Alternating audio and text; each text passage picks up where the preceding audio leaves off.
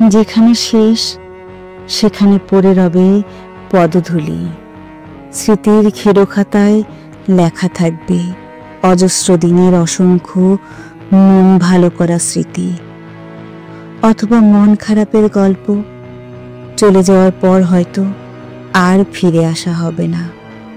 যা রেখে গেলাম, যা নিয়ে গেলাম, যা প্রাপ্তি যা অপ্রাপ্তি সবটাই থাকবে, শুধু আমি আর থাকবো না। যতটুকু ছিলাম, যতটুকু নিয়ে গেলাম, তা জীবন থেকে যাবে খেরোখাতায়। কোনো এক বিকেলে এক কাপ চা হাতে এসব দিনের কথা ভেবে খুব বেশি নস্টালজিক হব।